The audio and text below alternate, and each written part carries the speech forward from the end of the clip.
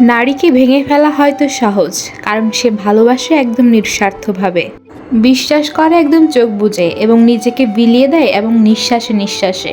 কিন্তু যখন সেই বিশ্বাস, ভালোবাসা অবহেলায় চূর্ণ বিচূর্ণ হয়ে যায়, তখন সে আর আগের মতো থাকে না। হ্যালো এভরিওয়ান, আসসালামু আলাইকুম, welcome back to my new another video. চলে এসেছে আজকে আবারও একটা সিম্পল দিনের রান্নাবান্না শেয়ার করতে। আশা করছি আপনারা সবাই ভালো আছেন, আমিও ভালো আছি। শুরুতেই বলে রাখি, আমার পেজে যদি আপনি নতুন হয়ে থাকেন তাহলে অবশ্যই আমার পেজটিকে ফলো করে পাশে থাকবেন। আজকে রান্নাবান্নায় আমি করেছিলাম করলা ভাজি। শুরুতেই আমি বেশ কিছুটা পেঁয়াজ কুচি অ্যাড করে সেগুলোকে ভাজাভাজি করে নিয়ে তারপর আগে থেকে কেটে ধুয়ে রাখা করলা আর আলু দিয়ে পরিমাণ মতো লবণ, হলুদ, ধনিয়া গুঁড়া আর কিছুটা কাঁচামরিচ দিয়ে আমি খুব ভালো মতো ভাজা ভাজা করে নিচ্ছি।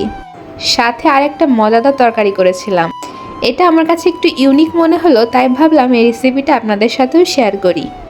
শুরুতেই আমি তেলের মধ্যে কিছুটা পেঁয়াজ কুচি অ্যাড করেছিলাম, সেইগুলো খুব ভালো মতো ভাজাভাজি করে নিয়ে এখানে আমি জিরা বাটা এবং রসুন বাটা অ্যাড করেছি। তারপর যেন মশলাগুলো পুড়ে না যায়, এই কারণে আমি এখানে সামান্য পরিমাণ পানি ব্যবহার করেছিলাম। তারপর এর মধ্যে দিয়ে দেবো পরিমাণ মতো লবণ, খুব সামান্য পরিমাণ হলুদ গুঁড়া, ধনিয়া গুঁড়া এবং কিছুটা শুকনো মরিচের গুঁড়া। তারপর খুব ভালো মতো নাড়াচাড়া করে নিয়ে মশলাগুলোকে খুব ভালো মতো কষাতে হবে। মশলাগুলো যখন কষানো হয়ে যাবে, ঠিক তখনই আমি আগে থেকে কেটে ধুয়ে রাখা কাবিল কচুর ডাঁটা এখানে অ্যাড করেছি। কাবিল কচুর ডাঁটা খেতে কে কে পছন্দ করে বলুন তো? আমার কিন্তু এই রান্নাটা খুবই পছন্দ, আমি খেতে খুবই ভালোবাসি। ডাঁটাগুলোর আমি আঁশ ছাড়াইনি, সুন্দর মতো সাইজ করে কেটে আমি এখানে ধুয়ে রেখেছিলাম। তারপর মশলাগুলোর মধ্যে দিয়ে আমি খুব ভালো মতো মশলাগুলোর সঙ্গে এগুলোকে কষিয়ে নিয়েছি। এবার কিছুক্ষণ ঢাকনা দিয়ে রাখবো। আমি এখানে কিন্তু কোনো প্রকার পানি ব্যবহার করিনি। যে পানি বের হবে সেটা দিয়ে আমি প্রথমে এগুলোকে খুব ভালো মতো কষিয়ে নেব।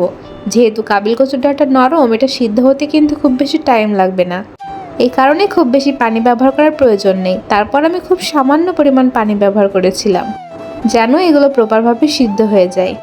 তারপর আমি আবারও এগুলোকে ঢাকনা দিয়ে রাখবো এবং মাঝে মাঝে আমি উঠিয়ে দেখে নেব যে এইগুলো লেগে যাচ্ছে কিনা। তারপর আমি আগে থেকে চিংড়ি মাছ ভেজে রেখেছিলাম লবণ হলুদ দিয়ে, সেটা এখানে অ্যাড করেছি। মাছগুলো অ্যাড করার পরেও আমি আবারও আলতো হাতে এগুলোকে খুব সুন্দরভাবে মিশিয়ে নিচ্ছিলাম। দেখুন এই পর্যায়ে দেখতেই কতটা লোভনীয় লাগছে। এবার আমি এখানে ঝোলের পানি অ্যাড করব। পানিটা আমি খুব সামান্য পরিমাণে ব্যবহার করব, কারণ আমি এখানে খুব বেশি পরিমাণে ঝোল রাখবো না। ওই যে বলে না গা মাখা ঝোল, ঠিক ততটাই রাখবো। এবার আর কোনো কাজ নেই, এবার এই পানিগুলো শুকানো পর্যন্ত আমাদেরকে ওয়েট করতে হবে। তারপরে আমাদের আজকে রান্নাবান্না কমপ্লিট। মাঝে মাঝে আমি ঢাকনাটা উঠিয়ে খুব আলতোভাবে একটু নাড়াচাড়া করে দিচ্ছিলাম যাতে নিচে লেগে না যায়, আর দেখছিলাম ডাটাগুলো কতটুকু সিদ্ধ হয়েছে। এই তো এই পর্যায়ে কিন্তু আমার রান্নাবান্না একদম কমপ্লিট হয়ে গিয়েছে। রান্নাবান্নাও শেষ, আর আজকে এই পর্যন্তই ভিডিওটাও শেষ করছি। ভিডিওটা কেমন লাগলো অবশ্যই জানাতে ভুলবেন না। Thanks for watching.